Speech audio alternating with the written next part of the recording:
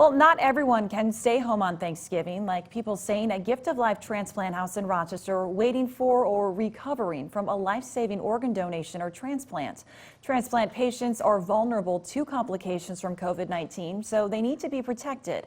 KIMT News 3's Annalise Johnson showing us how holiday celebrations at the Transplant House are making patients feel at home while keeping them safe. I'm here at Gift of Life Transplant House in Rochester.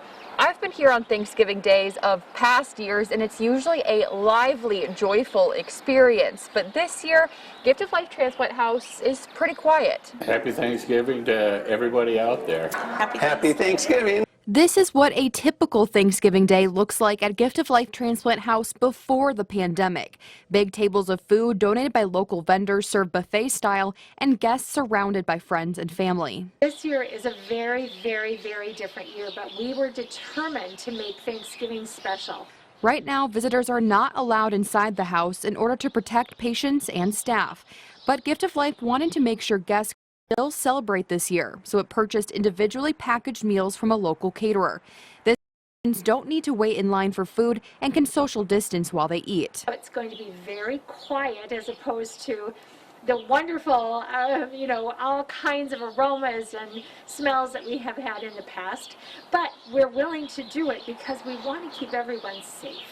If it's safe to do so next year, Gift of Life would love to return to its old traditions. Every year, the Gift of Life Transplant House tends to see a little drop in the number of people staying here over the holiday season. However, this year, those numbers are down just a little bit more because of the uptick in COVID-19 cases across the Midwest. In Rochester, Annalise Johnson, KIMT News 3. Families staying at the Ronald McDonald House while their children receive medical care are also celebrating differently.